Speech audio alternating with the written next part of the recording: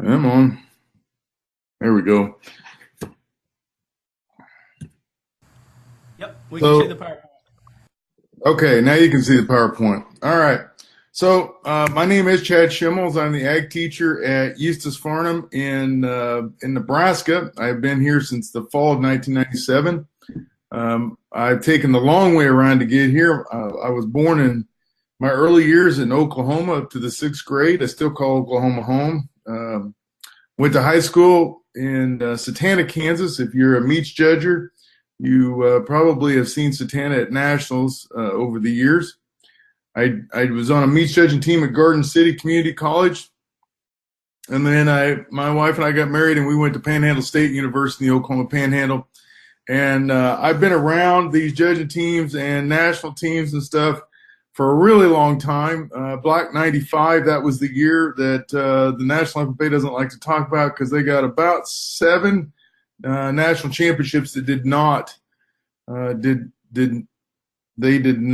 get graded. In fact, my major professor, Dr. Lark, was the superintendent of the National Meats Judging Contest for 25 years. And anyway, Dr. Lark walked into that morning, and they didn't have results. Well, the National FFA, in their infinite wisdom, had changed grading programs, but by the time they get to nationals, they had never ever run it. So we sat down at 8 o'clock in the morning. Saturday morning was when we used to be Meats Awards. We sat down at 8 o'clock in the morning, and we hand graded 160 bubble cards. And we got the first grading done in 10 hours. Packed everything up, went back to Panhandle State, and we did it 2 more times. Anyway, so I've been on the front side, on the back side a few years ago. Had issues at nationals with a meats judging team, the highs, the lows, the everything. I did get my master's degree from the University of Nebraska-Lincoln in meat science a few years ago. And I'm done with education. The next time I go, it'll be my kids going. I'm done with education. Anyway, but I got a long way around to get to Nebraska. I don't know why all of this is, some of it's black and some of it's not. It's kind of strange. Doesn't show that way. Okay. Well, I don't really understand, but anyway, I started food science.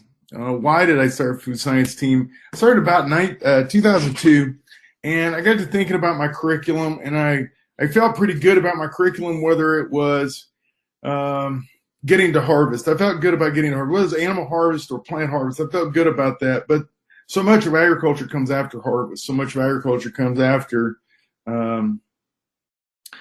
we've harvested the plant, after we've harvested the animal.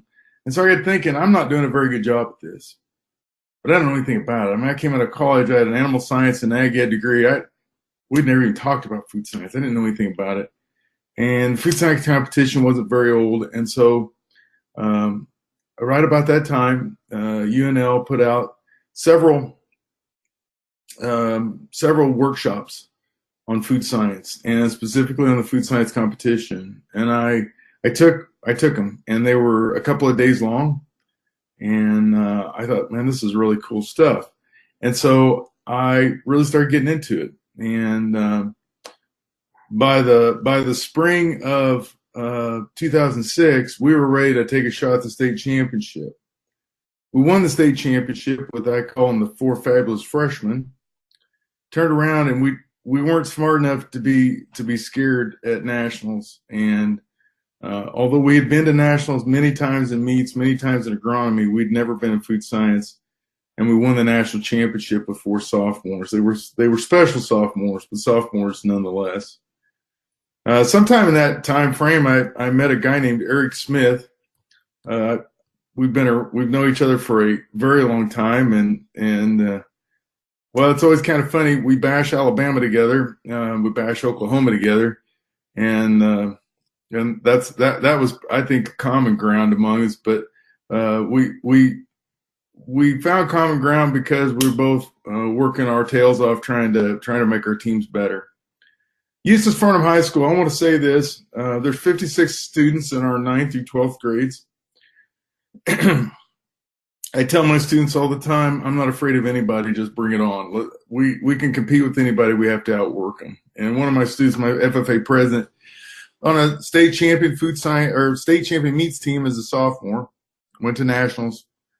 We were 6th place team there, state champion food science team, went to nationals when she was a junior. She won at state when she was a junior, went as a senior, 4th high individual overall. On the welding team this year, which is a Nebraska specialty. And anyway, she had figured up that she'd worked over 800 hours just at judging team practices. And I can't dispute that.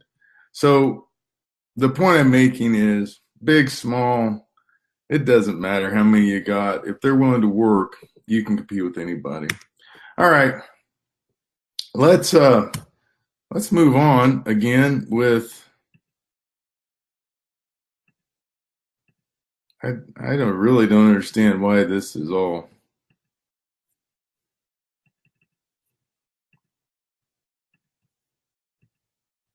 Okay, well, it's not doing it. Anyway, let's move on to what we're going to do at the Louisiana State FFA Food Science and Technology CDE. The reason I give you all that background on me is I'm an ag teacher. And the things that Eric and I have talked about is, I want this to be a great experience for you and your students. I want you to come out there. I want your students to go, yeah, that was cool, and let's work a little harder and get that done next time. Would love to see also prepare Louisiana students to compete at nationals, but really want to find a way to help you learn how to coach a team so that they find success. And there are 4, actually 6 different parts of Louisiana State CDE. Team product development, we will put a webinar on next week sometime, and where I will go through and spend some considerable amount of time on the product development. There's a lot to that. We're going to simplify it down. We're going to get it down to where it makes sense for we don't try to do like they do at nationals at our state contests. It's almost impossible. So we're going to talk about it. I'll try to explain labeling law. I will try to explain some of the different things that you would need to know to be successful in product development. General knowledge exam is the second part. And then the third part, food safety and sanitation. I really look at this as two parts. There's going to be a safety pictures with a safety list, and then there's customer complaint letters. And then there's sensory evaluation. We're going to do triangle tests and aromas. And let's get into this. So see, team product development. What I want to tell you today is that students will receive a product development scenario, and they'll be asked to respond to this scenario. And I have an example that I've sent to Dr. Smith so that he can make sure everybody put it out there, everybody can use it, and we'll talk about the things that will be different from that next week and how that will be a little bit different. Labeling, nutrition facts labels are changing, and so we're going to talk a little bit about how it's going to be different, but it will be a very similar type of product development that we're going to do this year in June at the Louisiana State Food Science Contest. It's 400 points per team, so it's quite a bit. You'll have 1 hour to accomplish it. We'll start so that you just get a little bit insight into what we're going to do at the competition. We'll split the teams in half. Half the teams will go product development. The other half of the teams will go complete the rest of the competition. And then once we complete that, we'll switch them. So I don't know how we'll split them up, but we will find a way to split those in half. You will absolutely positively need calculators for this part, and you all know the calculators, not cell phones, no scientific calculators, just the calculators that the FFA allows. And like I said, we're going to do product development specific soon, including making sure that you get a copy of the rubric. When we're done, my plan is that everything we do, you get back. as an ag teacher, I get so aggravated when contest officials won't give me stuff back so I can see how my students do.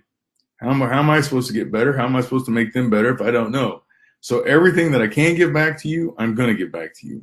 I will give you as much as possible. I will, as soon as the contest is over, I will be there to answer questions. And I want you to feel like you can just come up and ask a question. If I don't know, I'll tell you I don't know, but I will find out. The general knowledge exam is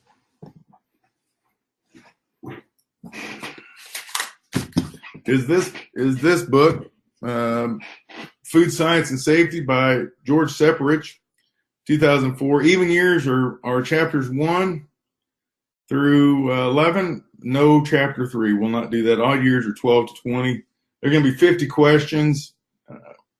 Here's my hints. Start with the key terms at the beginning of each chapter. I haven't even written this yet, but that's where I would start. And then I would start working my way through there.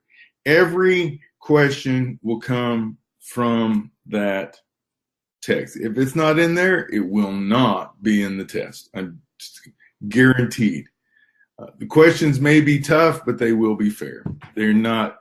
We won the state championship a year ago in food science. My students averaged 27 out of 50 on the test. That's wrong. I hope there's several kids that get a perfect 100 on the test, because then I know it does not offend me for them to get a perfect score. I'm going to go through and write test questions. I don't know what else to say about that. There'll be multiple choice.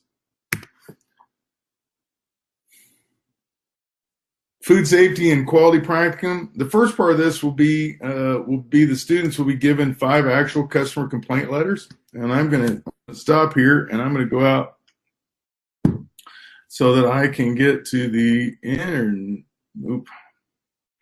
internet, wherever my internet went, so that I can show you right here. So this is a great website. And anyway, this website has gobs and gobs and gobs of stuff. So let's just jump in here at Kellogg's. And Kellogg's, these are customer complaint letters. So here we go. So this is the 3rd time that I found maggots in my cereal. Oh, that's gross. And it has pictures. That's special right there. I'm just going to tell you. That's some nastiness right there. These are customer complaint letters. Some of them are problems. Some of them are safety problems. Some of them are quality problems.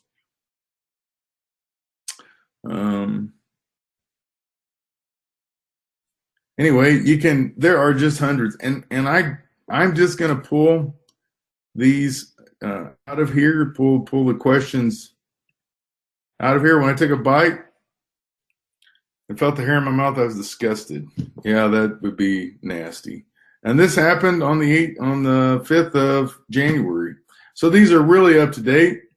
If the customer complaint letter comes with a picture, I'll provide a picture. I'll provide that picture. But there are just hundreds and thousands of these in here, and I'm going to go find some, and I'm going to put it out there on the table. And the students have to determine whether it is a. I'm on PowerPoint. The students have to determine whether it is a quality issue or a safety issue. So how do we decide that? Well, a safety issue, does it bring the wholesomeness of a food into question? Is it going to be dangerous to eat it? If there's glass in it, of course there is. Is it a wholesome thing? Does it have a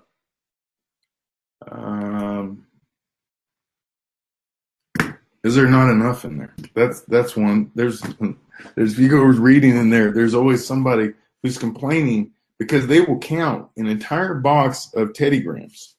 They will count an entire box of Teddy Grahams, and they will say that in the past, on average, there were 103.5 teddygrams per box, and now we are averaging 101.2. And you're not believing me, but I am telling you the truth. That would be a quality issue. If it's not something that's going to be a safety issue, if it's not going to cause harm, then it's a quality issue. So then, once you determine whether it's a safety issue or a quality issue, then you have to determine, is it a biological, is it a chemical, or is it a physical hazard? And here's some ways to know that. Biological, you can go check out the Bad Bug book.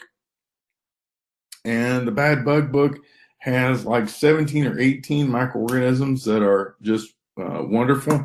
The very first one I do with my food science class is Anasaccus simplex.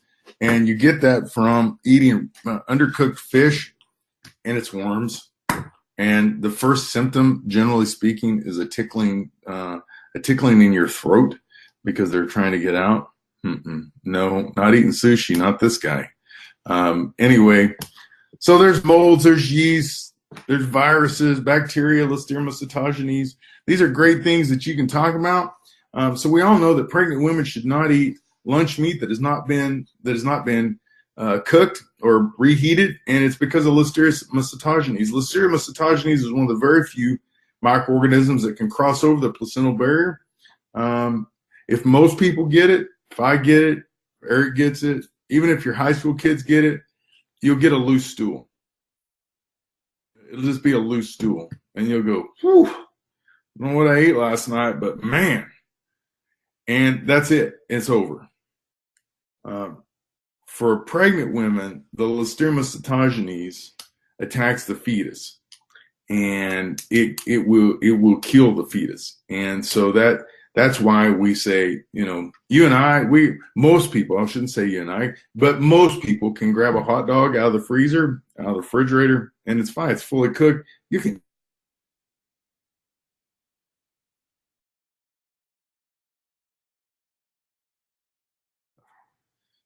But pregnant women have to warm all those things up, and that's why. E. coli 157H7, that's the one we worry about in meat products, and recently it's been in lettuce. And so there's a whole bunch of organic foods that we worry about E. coli 157H7. It causes the shutdown of the kidneys. We worry about Clostridium botulinum. Clostridium botulinum is the reason your mama told you never to open a bulging can, and Clostridium botulinum is the reason why. Clostridium botulinum produces the most toxic substance known in the natural world. 1 ounce will kill 200 million people. Now, you've all heard of botulinum toxin because you've heard of Botox. And why people inject that in there? Well, they do, and it paralyzes those muscles, and that's exactly what botulinum toxin does. Your body can actually metabolize it if you're on a heart and lung machine and you're kept alive that way. But basically, you suffocate to death because it paralyzes all your muscles. The number one symptom to know if you get double vision, you better go see the doctor immediately and tell him you got double vision, because that is a telltale of Clostridium botulinum. Now there's Clostridium perfringens, which is not listed here, but Clostridium perfringens is something we can test for, and in the canning industry we do test for because it's easier to test for that than Clostridium botulinum. But they're so closely related that it is. They're so closely related that it is. It's easy if we find perfringens, we know we've got a chance of botulinum.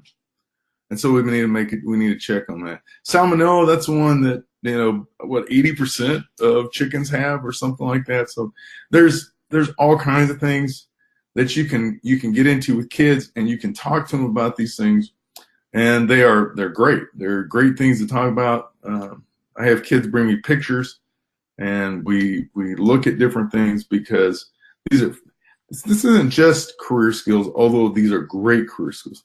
These are consumer skills, knowing what you're picking up, what's a threat, what's not.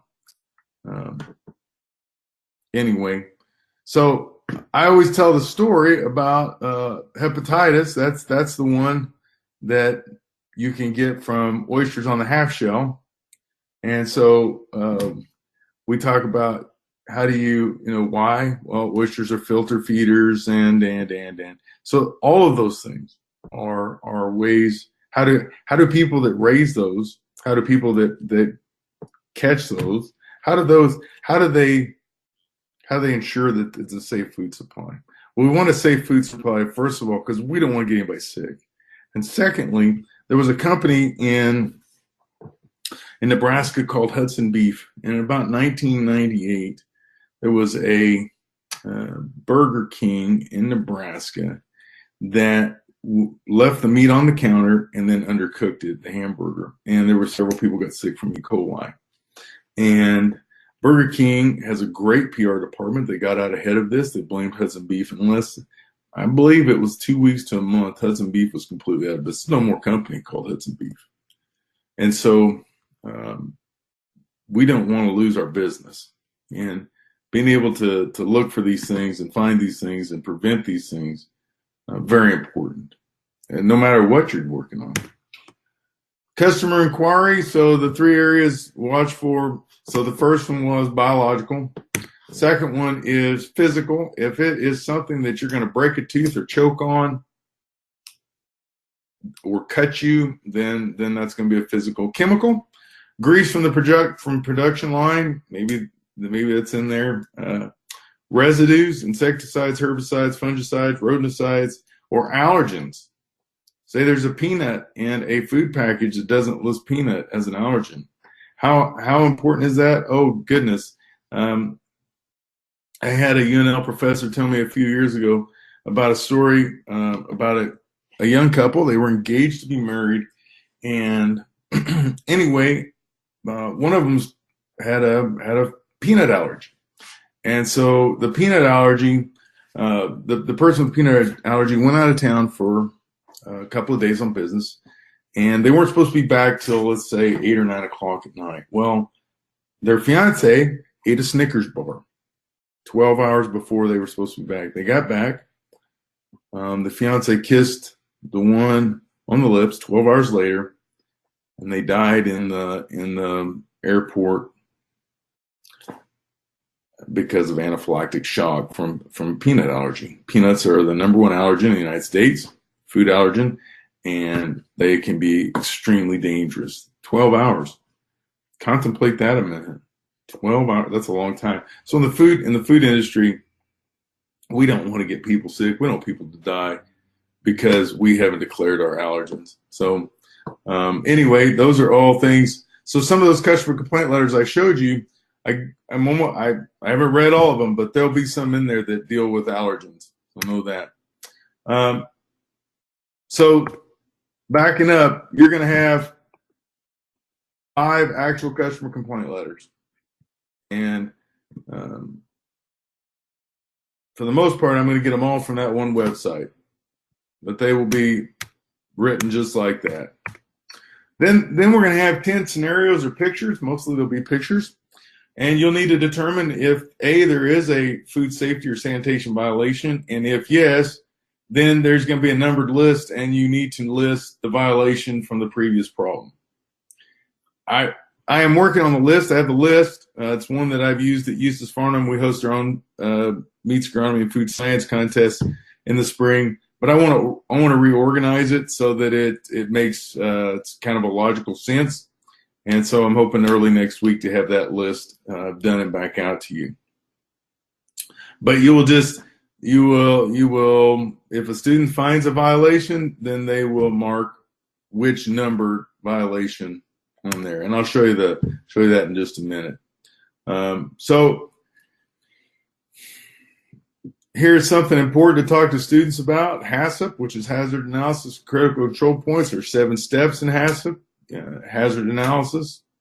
You need to identify CCPs. You need to establish critical limits, establish monitoring, establish corrective actions. What happens if we'll do meat? So let's fresh meat.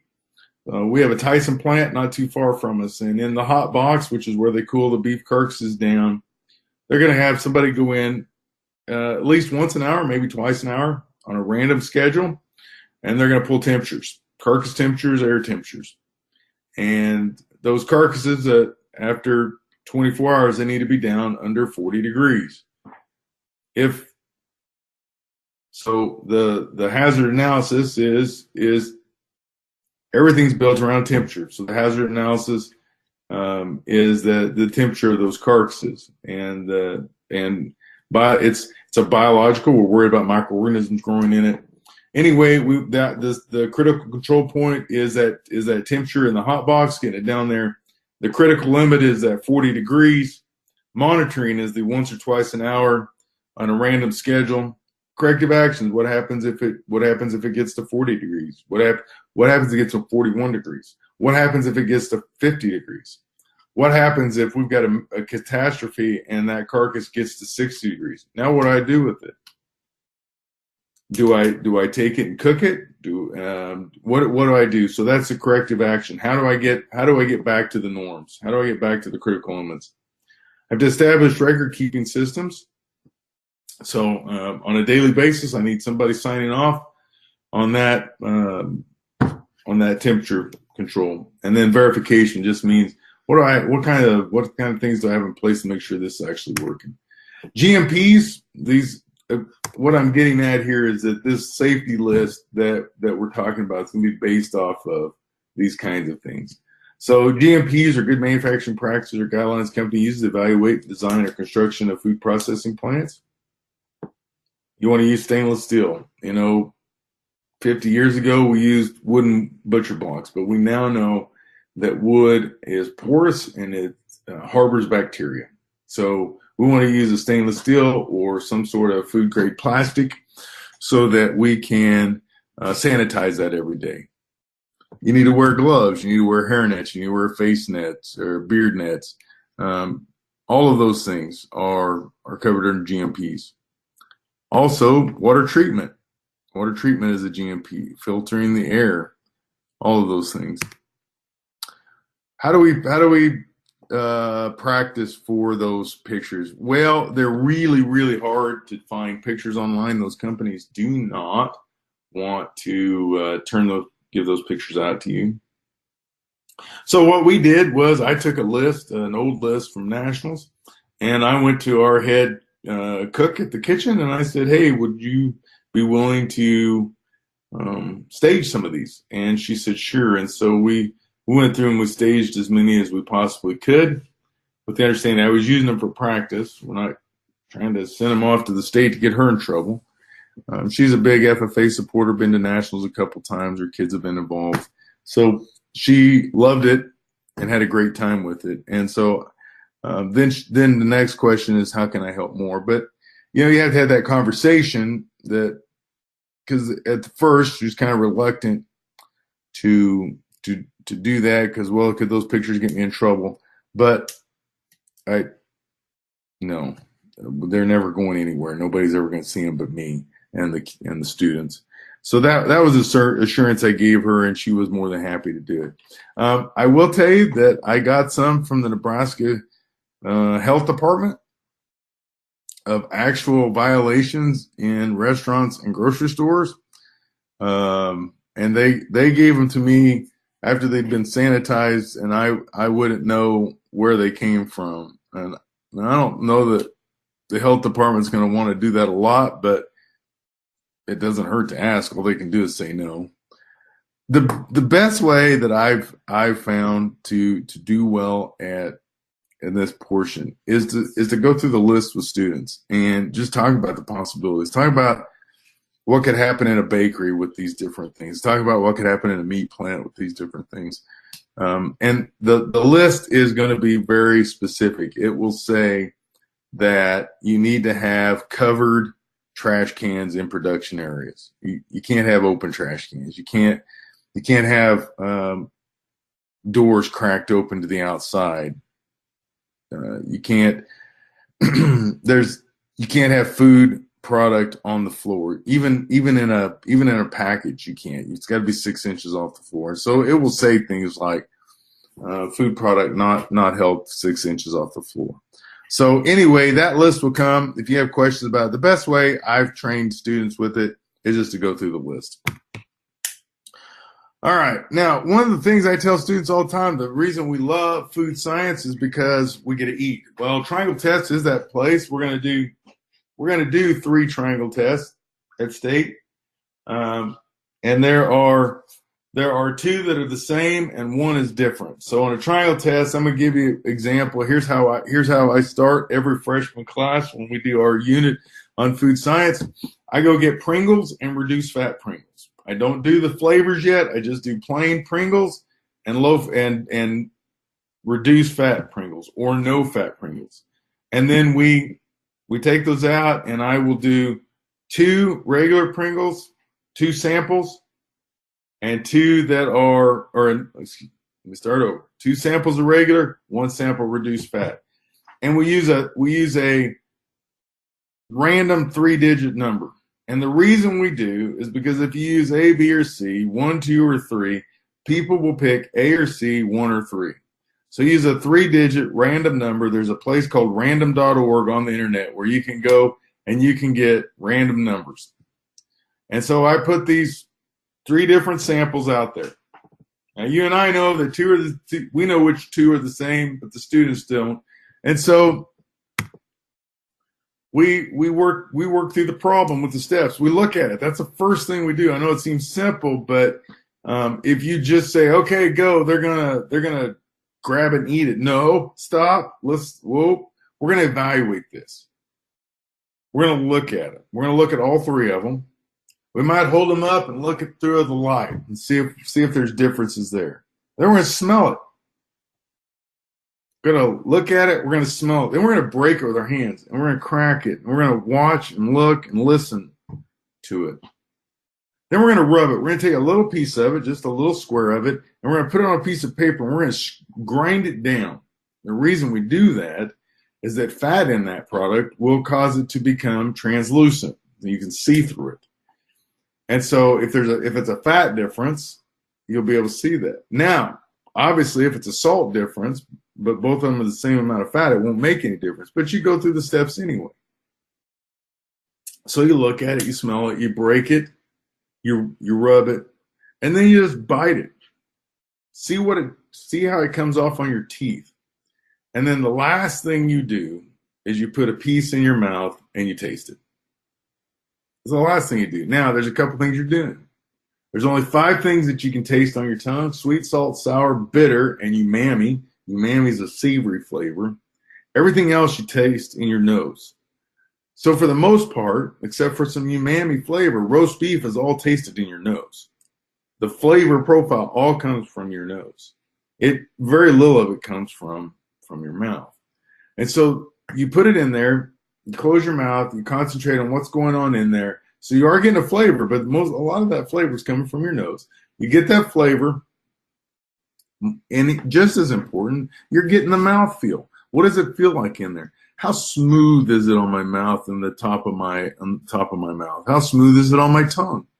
How does it grind up with my teeth? So you do all that. You do not have to swallow. You can spit it out. In fact, in my food science area where we work, there's a trash can on either side of the food science table, and students always know when we do this, you want to spit, just spit. It's fine. You don't have to swallow all that. Then you're going to want to rinse your mouth out. Then you move to the next piece and you repeat. So you can, and this is going back, you can do fat-free versus reduced fat versus regular. What I mean is you can do a regular versus a fat-free, or you can do a regular versus a reduced fat, or you can do a reduced fat versus a fat-free. You can do a reduced salt versus a regular. You can do sugar substitutes. There's a lot of, I've done them with low sugar or no sugar jellies. You can find that with ketchups. You can do flavor differences. Peppermint versus wintergreen. It can be just about anything. My wife and I walk up and down. It can even be brand differences. We walk up and down a grocery store aisles looking at stuff. We just do. Popular ones that we do, we train kids with: club crackers, regular and reduced fat; wheat thins, regular, reduced fat, hint of salt; Ritz crackers; chocolate chips. Probably the nastiest thing I ever did was 2 different kinds of soy sauce. I don't know. The Worcestershire sauce at 6 in the morning, that'll hit you too like a ton of bricks. So what do you do if it's a liquid? You can't break it with your hands. Well, how about you spin it around your cup and look and see if one has a different viscosity than the other does. Ketchups are like that. You take a ketchup and take a spoon and you kind of peel it up and you can see which ketchup will hold on a little more. The viscosity is different. So there's all kinds of things you can do. But remember, you want to do it with a 3-digit random number on each one of them. You can use plastic plates or cups to practice with. All right. Aromas. Most of our aromas are familiar, but you need to practice them, especially the aromas that are similar. Orange, lemon, lime, basil, and oregano. They don't really smell that close, but they smell like Italian food. And so a lot of times students will identify that. I'm going to tell you right away that this is one of the toughest things that I teach because I can't really teach it. Here's an example. When I smell cloves, I smell my grandfather's ham and beans. Now, why my grandfather put cloves in ham and beans, I have no idea. I've never heard of anyone else doing that. My wife says it's weird. I completely agree with her. But that's what I smell. Most people don't smell ham and beans. When I smell it, that's what I smell. If you smell peppermint and you think Christmas, and I've had kids say that, oh, that's Christmas. Okay.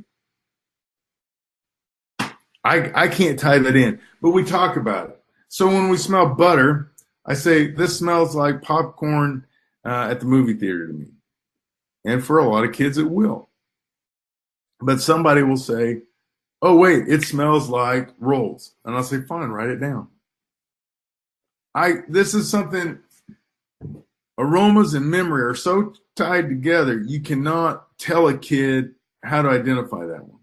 Now, you can give them some hints. If you smell basil and you concentrate on basil and you really concentrate on the smell of the basil, you can get a black licorice scent there, which I think is funny.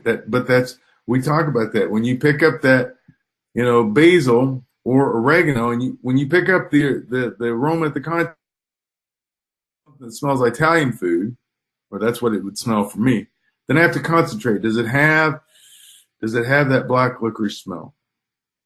And so most all the ones we have are common. How do you tell the difference between lemon, lime, and orange? Orange, of those 3, you can tell it's a citrus, but it has its own smell. And I've had a lot of kids say, that smells like the hand cleaner my dad uses. Perfect. Lemon and lime become a little more difficult. So you really got to work that out. How do you tell that? You need to spend some time doing it. And they're going to say, oh, I got this. Nope. 2 weeks ago, state championship, we were right there with them in product development. We were right there. We're hanging, when it came down to product development, tests, safety pictures, and triangle tests, we were neck and neck.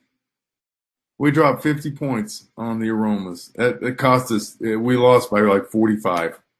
It cost us state championship, these blasted aromas. So when you think you got them, you better go through them 100 more times. It's really tough. I believe that Dr. Smith said that there's a person in Louisiana that would provide aromas. So if that is, great. Otherwise, you can start looking them up, or I have the name of a lady. Sometimes you send me an email that you can buy a set of aromas from. I always keep my aromas in the freezer. It preserves them for longer. They will get stale and go bad eventually, but it does allow me to keep them for 5-6 years instead of 1 or 2 years. Now, Chad, you're talking about are all of your aromas liquid, or do you buy, like, of course, nutmeg? Are you just talking about buying the spice at the store and using that? You can do either. The lady that I know, all of the aromas that I practice with are all liquids, and so Okay. but it should be the same aroma. So, Okay. but it is you can really it can go either way. Here's the list, and there's a number beside each one. When we do the competition, you will have the list, or your student will have the list. And what they will do is on the bubble card, they will just mark the number in.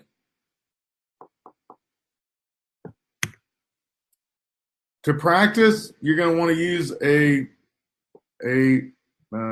smaller container. Whenever I get aromas, I cut them in half.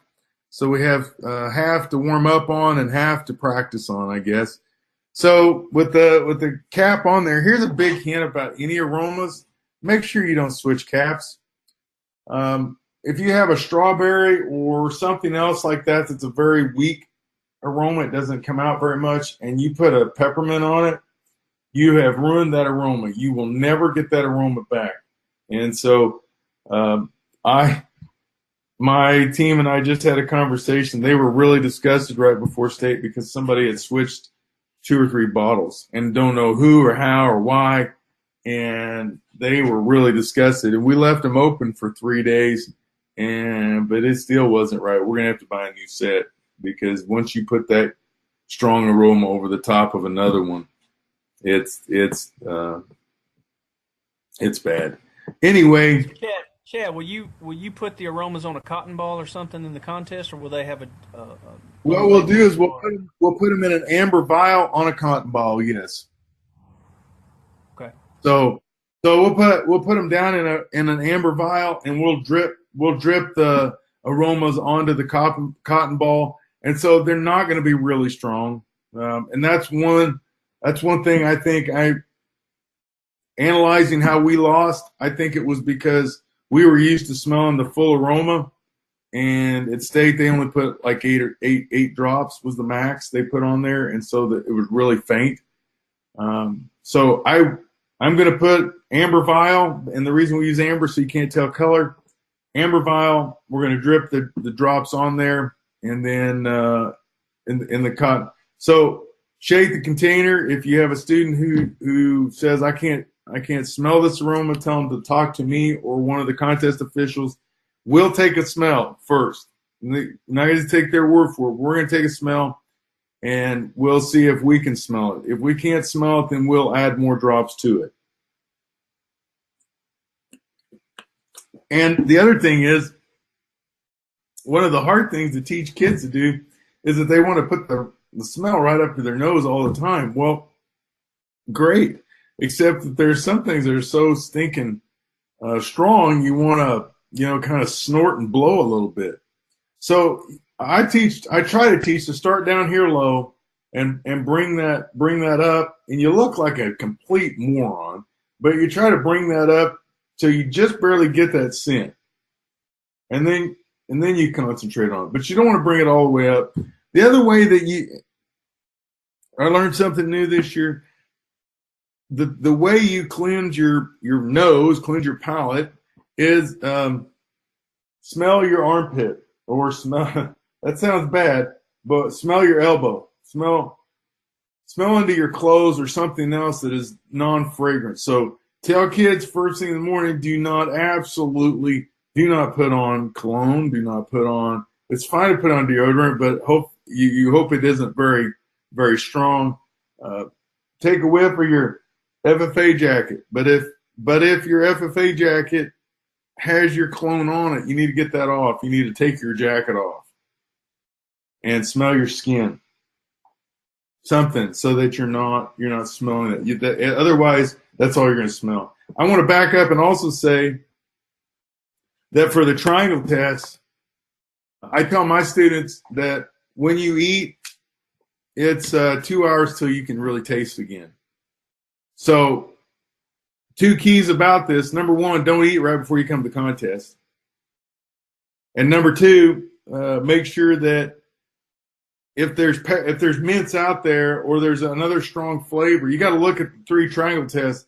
Whichever the strongest flavor is, wait till last. The weakest flavor you want to go do first, because you put a peppermint in your mouth, it's going to be a good long time before you taste anything. Now, you go try it. I encourage you to go try it, and you're going to go, oh, I can taste. No, you're getting cold and hot, but you're not really tasting stuff for a good long time. So when our state contest starts, check-ins are 6:30 on Thursday morning. Contest starts at 7. So we start warm-ups at 5:15, and they have to eat before 5. If you're going to eat, they have to eat before 5.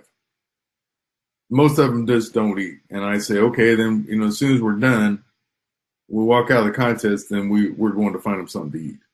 But that's a hint. Don't. It matters how the sequence you do it in. Go from weak to strong. Do you want to start? I have a question about the aromas. I saw somewhere online where they also recommended like smelling a sample of water in between aromas. Is that something that would be acceptable in the state contest? I guess Eric, we're going to provide a bottle of water. Is that correct for going through the triangle tests and aromas? Yeah, we can handle that. Okay, so I don't have a problem doing it. I've never heard of smelling water. I have heard of smelling coffee, and I'm kind of on the fence about whether to provide coffee grounds for students to smell. But this is something I've been on talking to people for a long time, because how do you get that smell out of your nose? I'm hoping that we'll have Kleenexes there, because that's another one that I want to make.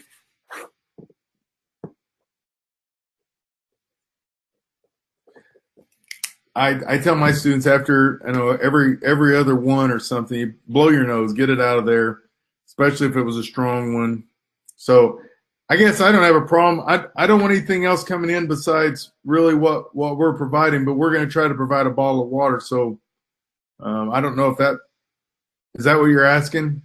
Yeah, I mean, I tested it because I didn't believe it, and me and some of the kids testing it, and it works for us. And I was just wondering if that was something that you had heard of, and was just wondering that if they're going to provide us with a bottle of water, is that something that we could use to help us with the aromas? Sure. You know what? I'm going to try that. I've never heard of that, but you can better believe that sometime this week I'll be having my food science team, even though they think they're on break. I'm going to grab them during class sometime, and we're going to try that, because I haven't heard of that. Now, does it work with, Dasani water has a different smell than one of the others. I can't think of the other, Aquafina. They have a very different flavor and a very different aroma. So does it matter what kind of water? Did you use tap water? Did you use bottled water? What kind of water did you use? It was just bottled water. I haven't even thought about it that detailed with different brands of water, but yeah, you're probably right with the flavor differences and the smell difference between them, possibly. Yeah, I don't know. The lady that I talked to, the food science lady at Lincoln that I talked to about this, because she put the aromas out there this year, and I asked her about that, and she said even for those folks that do this professionally, this is a hard thing. When you put it in your mouth, you can rinse your mouth out and spit, all that kind of stuff. But the aromas are how do you clean out your nose? And she said what her advice was, sniff your shoulder, sniff your elbow, something like that has, but I don't know why smelling water wouldn't do the same thing. So I'm going to try it. I don't have a problem. We're going to provide you with water bottles. I don't have a problem with you, sniffing your water bottles. I guess that's, you want them to do that. What I think is going to happen is that the aromas the aromas and triangle tests will all be at the same time. So go by, pick up your bottle of water, and that's what you do. Okay. Chad, how will we, like, if we have 10 teams, so we've got 40 kids. I'm not real big on, hey, you got 30 seconds and you can't come back to Aroma 314 or whatever. What's your plan for moving kids through, for organizing the Well, let me movement grab through this event? let me grab my notes here because I do have that worked out. I'm not big on that crap either. And in our state, like the safety pictures, they go up for 30 seconds and then they're off, and that's it. And I don't care for that so much. I would much rather have them. Of course, You're yes. telling kids to look at the three triangle test and pick which one you want to do last. And I mean, we can't run them through like a factory, like an assembly line, Oh right? no, But we also no. What can't we'll do? we can't run them through like without some sort of organization. So what have you got in mind? So what I think is what will when they come into sensory, they're going to have 10. Um,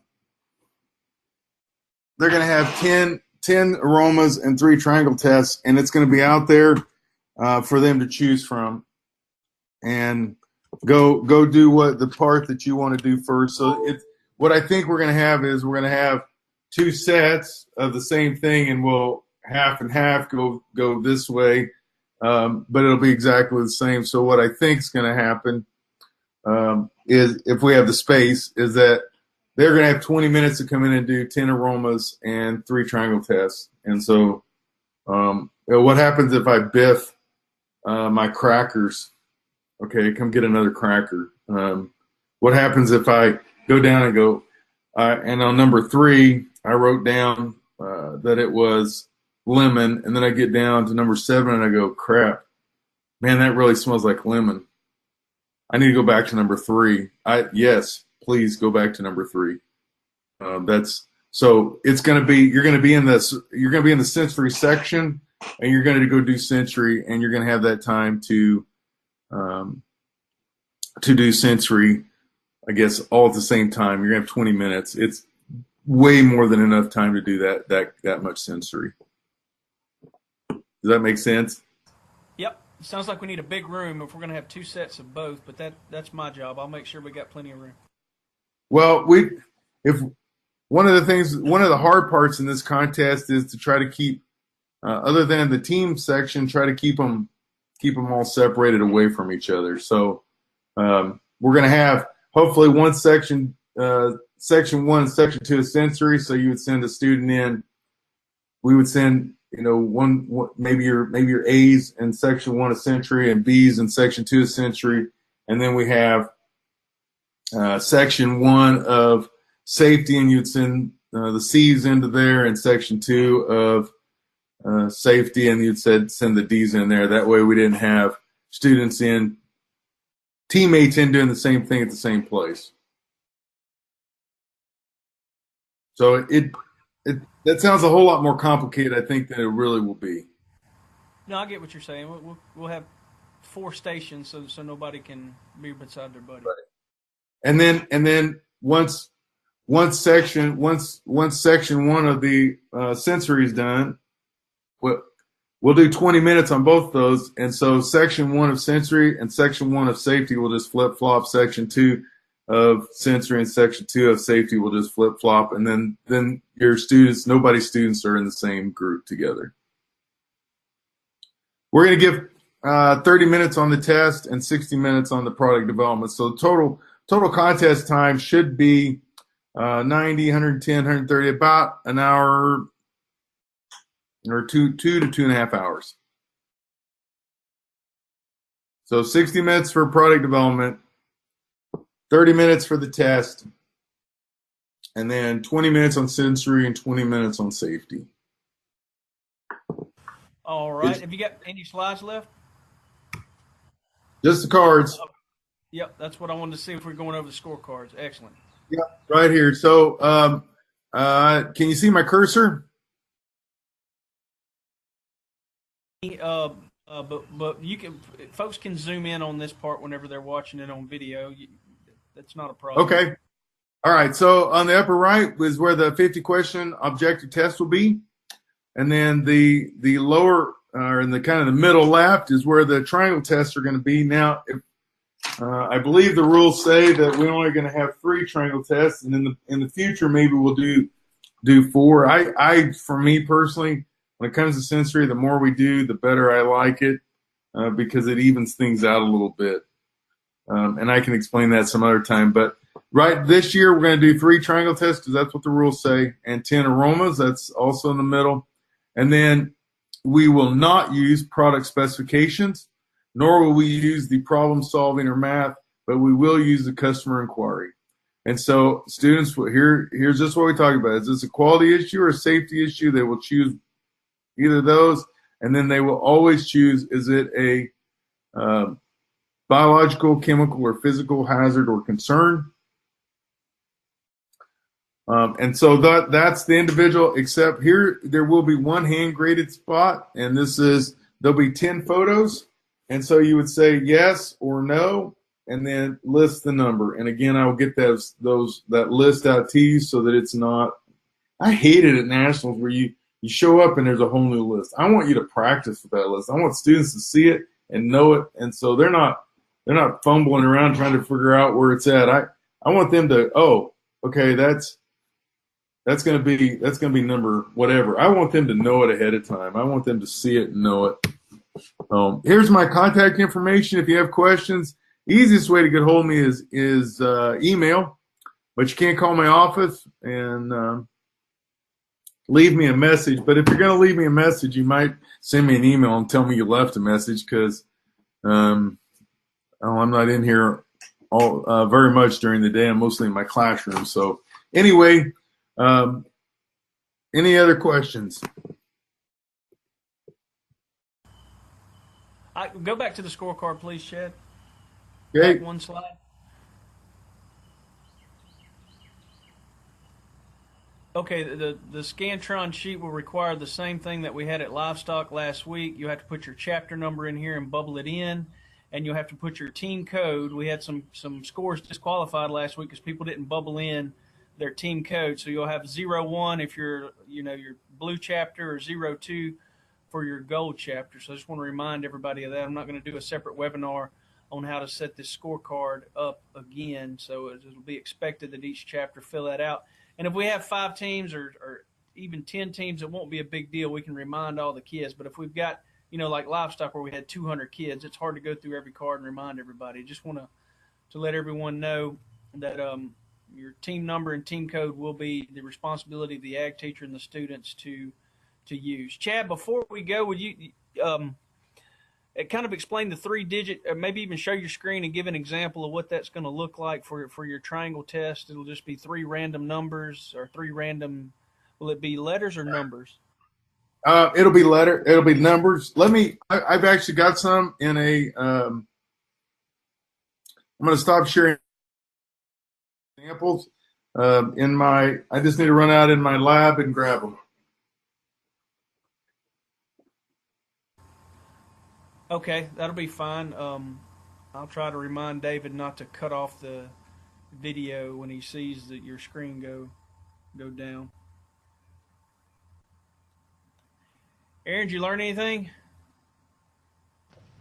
Definitely. All right. Well, I hope it helps every ag teacher that watches the video. We're seeing that people that are watching these and tuning in are competing at a high level, and it's helping out for folks to be able to come on our YouTube channel and watch these webinars. So we hope that this does the same thing for food science.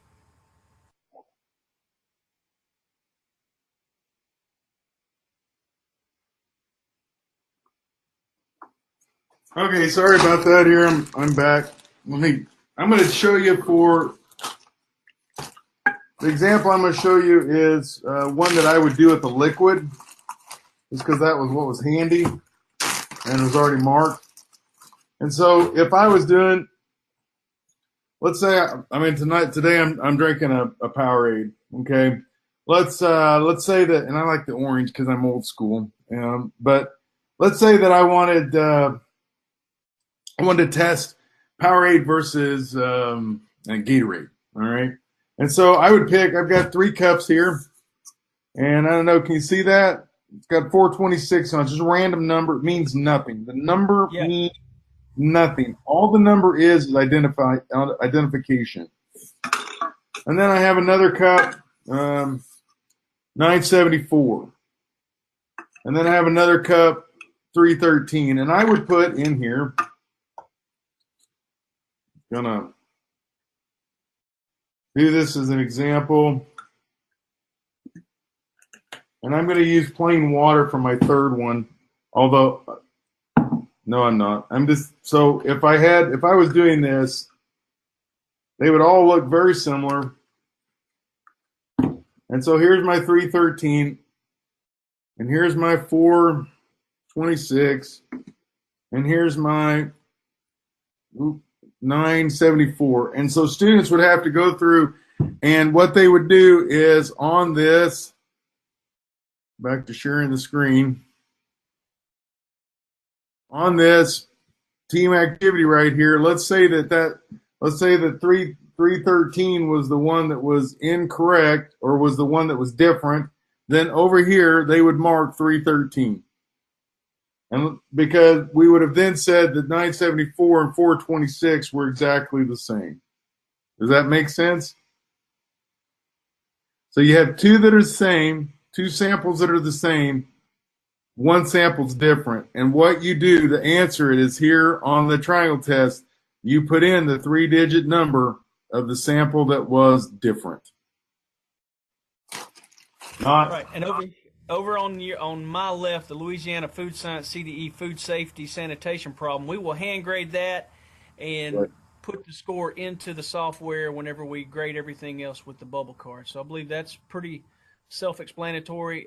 Next week, Chad and I will get together and record as short as possible, video on what to expect with product development, which is a huge part of the contest. I'll go ahead and tell everybody now that we will not, in our rules, it says we do a 10-minute presentation. We're going to jettison that. We used to do this contest over 2 days, and we're just not going to do that. Chad will explain what we're going to do in lieu of a presentation.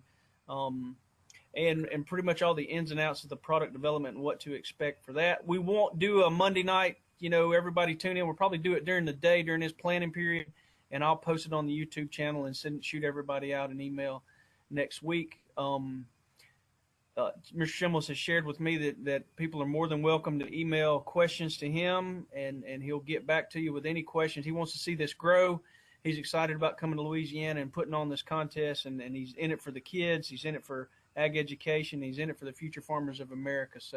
So honestly, very accessible judge that knows his stuff and is willing to help. He's been around a while and been doing this a lot. I know when we were doing agronomy a lot, we hound that national superintendent with as many questions as we can. And I'm not giving you permission to hound this guy, but I'm telling you, if you ask him a question, he'll give you a honest feedback and an honest answer, and he understands how to do a full review after a contest. He knows what ag teachers want to know. He's still in the classroom, so he thinks like an ag teacher. And I just ask that anybody's watching this video to this point, it's over an hour long now, take advantage of that. And I also want to thank you, Chad, for taking time out of your day and hosting this for us and coming down and actually putting on this contest. You're welcome. I'm excited to do it. My children, when I told them that we were coming to Louisiana to do food science, they're like, Louisiana, food science, yeah. So, yeah, we're all excited about this. This is it's going to be a great experience, and I want these students to learn a lot. One of the things I would tell you is I'm trying not to overwhelm you with information, because especially when we get to product development, there's just scores of things you can read. And so I'm going to try to limit it down so that it makes it, you can do this. It's not something that's outside of what you can do. So, well, I want your kids to be successful.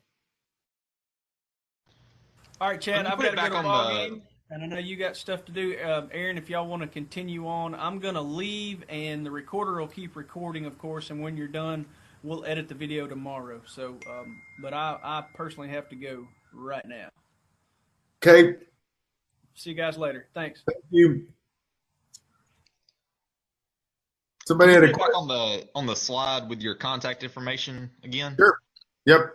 And I'm hoping that I'm going to send this PowerPoint to Eric, and he can just send it out to the state. Okay. But yeah, there's my contact information.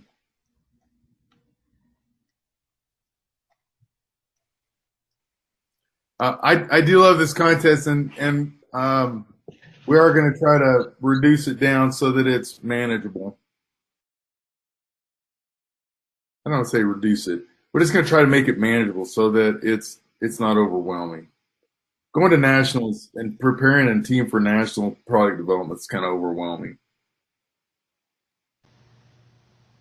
Yeah. I had another question about. Okay, I've got the Food Science and Safety textbook by George Separich or whatever his name is. The Do you black have one, what's that? black and yellow, Yeah, the second edition. right? Okay. Do you happen to know if there's any kind of like test generator technology with that textbook? Because it is a Pearson book, but Yeah. I honestly don't know. I use this one and another one. I use two different books with my food science class. This is the one I use. So I don't know. I just make up my own tests because, well, I'm hateful and hard to live with, and I don't want to give that pleasure to someone else. But at this point, the best thing I tell you is go in and really study the key terms. There's a lot of this book is not a very good book for key terms. I understand that, but you know, I could see asking about hunters and gatherers coming out of chapter 4, or shoot, I don't know. Let's get back to physics of foods, and there's quite a few terms in there that could be used for a test. I'm going to go through it, and I'm going to try to find again. I'm not going to try to trick anybody. I expected, this stuff's hard enough. My major professor in college used to say, Dr. Lark used to say, just when he was superintendent of the national meats contest, just put it out there on the table. The kids that know it'll get it. The kids that don't won't. And that's kind of how I look at that too. But I don't have a test. I don't know if it has a test generator or not. I got you. And I went on Pearson to try to find it, and I mean it's kind of an older textbook, so I figured that maybe if they at one time did have it, it's probably not available anymore. So Sure. I've never seen one. okay, But I know what you're talking about because when I'm updating my welding books for our state welding contest, and I bought the test maker for that one also. So okay, I do know what you're talking about. But so I haven't written any of the questions yet. I haven't even started on that part. I got you.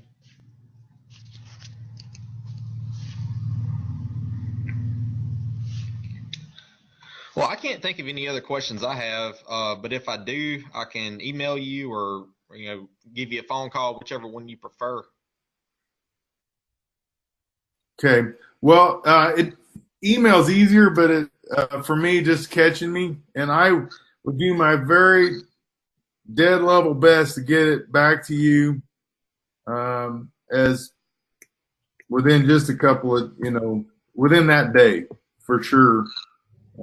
But it doesn't, you know how it is. Sometimes you get into it's 6 o'clock officer elections start. We got 10 candidates, and so I won't even get out of here till 9 or something. And by the time I get home, I might not get something. If you send it to me late this afternoon, I might not get it done, but I will do my best to get it done in that day. Okay. Well, I'll let you go do your officer election stuff, but I appreciate everything that you did.